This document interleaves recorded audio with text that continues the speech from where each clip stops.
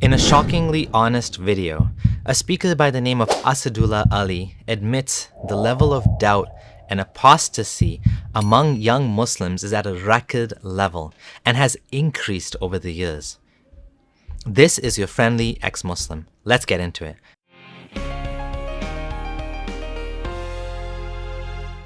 First of all, who is Asadullah? Asadullah is the Islamic name of Kevin, an American who became Muslim many years ago. We have a bit of a history together, so to speak. It's a bit of a long story, but I was introduced to Asadullah by a mutual friend, Eddie. That's the same Eddie of the Deen Show. You see, I was actually a collaborator of Eddie when I was Muslim. I'd done some behind-the-scenes support work for his website and had spoken to him several times before. So when I left Islam, we had a long chat about it and he decided to send me to an expert friend of his. An expert on what, you might ask? An expert on atheism. So Asadullah recommended I watch his boring ass 6-part video series on understanding atheism, which ironically was more for a Muslim crowd who was having doubts about Islam and trying to keep them in line, not for someone who had already seen that Islam was false and now wanted a reason to believe in it. So of course it didn't help me, but Asadullah decided to keep me around on his friends list. This wasn't exactly a good idea and Asadullah eventually blocked me after having enough of me. None of this really matters though, except it's a fun story and gives you some context to who he is and how I know him. So let's watch his video. Over the course of the last couple of years, I've been attending a number of MSAs and youth organizations. And some of the things that the Muslim youth approach me with have not only been shocking, but at the same time enlightening. So I wish to share some of those stories with you, and then we can go into the substance of this lecture. So one of the more shocking things that I have experienced over the course of those years are the number of young boys and girls aged between 13 to 18 who have openly declared their apostasy to me. And I'm talking within the hundreds. Okay? However, at the same time, they have also declared to me that they are hufad, they are hafiz of the Quran. They are leading prayers to the masjid. They are engaged in madrasa, education. Okay? And they are still leading that life, while simultaneously declaring their apostasy. Now, of course, they're not open about it, but they've shared it with me because of their concerns. They don't understand why they don't believe. They don't understand why they don't love Islam. They don't understand why they don't believe in God. And there are a number of concerns that they have that they feel have never been addressed. Then among that group are some, believe it or not, who have approached me confused about their sexual identity. Concerned that they're not normal because they're attracted to the same sex, or they think they are. Some have also approached me discussing issues of abuse among family members. Some have also approached me discussing issues of sexual abuse, molestation, harassment by their fellow brothers and sisters in faith. Now you're probably wondering how I was able to come across all of these stories and why those individuals had confided in me. Well, it has a lot to do with my own past and my ability to connect with these kids, as I was not Muslim before. I reverted to Islam, alhamdulillah. And I'm able to open up to these kids, and I give them a safe space to discuss these issues.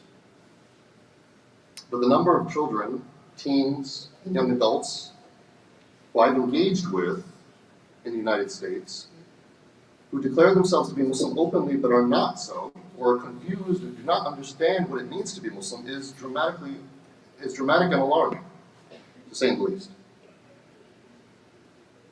And the first question that comes to mind as to why or how so many of these concerns are brought up, so many of these doubts, the number one question that comes in my mind is, why are they talking to me? Why aren't they talking to their parents? Why aren't they talking to the imams? Their sheikh, the scholars? Why are they talking to me? I'm nobody. And then I ask them this question, because I say this, I say, I'm nobody. Okay? I have some knowledge, but I'm compared to these people, I'm nothing. Why are you talking to me? And the same answer, I get the same answer from every single one of them. They're scared to tell their parents. They're scared to tell the imam. They're scared to tell the sheikh. They're scared to tell their scholars. They're scared to be shamed. They're scared no one will understand them. And they feel as though even when they give clues, the first reaction is either anger or isolation.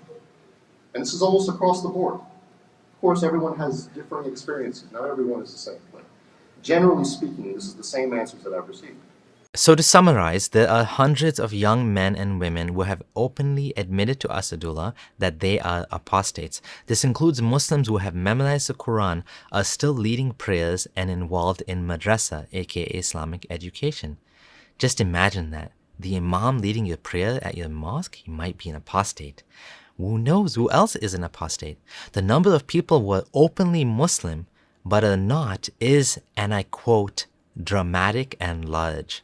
Then there are also Muslims who are LGBT, who he says think they are attracted to the same sex. It's pretty funny. Did you ever wonder, am I really attracted to the opposite sex? Maybe I'm not. Give me a break. In regards to the apostasy and the scale of it, Asadullah is not alone here. Sheikh Saeed Rage, Dr. Abu Amina Bilal Phillips, Yasir Qadi, and others have openly acknowledged this. They've used words like tsunami is coming. So this is not a one-off. This is a pattern now. The most important benefit from the growing number of apostates is that dissent will become normalized. This is one of the most important goals of the ex-Muslim movement, to normalize apostasy, to allow freedom of religion. Islam stands alone in that many Muslims still preach that the punishment for apostasy is death in an Islamic state. Clowns like Ali Dawah squawk, we're proud of that! And he's not alone. It's very much agreed by Muslims that this applies to this day, if the correct conditions are there, aka Islamic State, alongside jihad and slavery. Lastly, Asadullah got quite angry at my tweet about him deleting his video. I mistakenly assumed he took it down because he regretted posting it because of the content. He wrote a long, scathing post on Facebook accusing me of stalking his page, which is actually quite funny. The reason I heard about this video is because I have people who regularly watch such content and ask me to respond to it.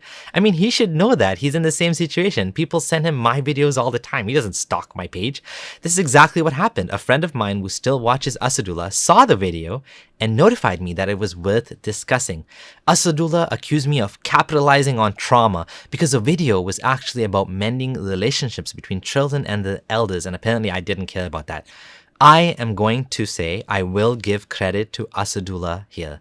He's doing a good thing, to be honest. I don't want to hear more stories of Muslims kicked out of their homes or ostracized or even abused over leaving Islam. If he can normalize the questioning and doubt, if he can bring about better relationships between Muslim children, or at least contribute to this, if he can contribute to the Muslim community having better relationships between children and their parents, that's a good thing. I don't particularly believe that this will stop the tsunami, but at the end of the day, I do support his goal of parents having a better understanding of the Western Muslim child's mindset. This is a lofty goal. While he wants them to remain Muslims, and I don't particularly care if they do, and probably prefer if they don't, we can all agree that having better parent-child relationships are important for a society. If anything, this issue is about to get a whole lot bigger. Unless more people openly speak about apostasy in the community, the gap is going to get worse.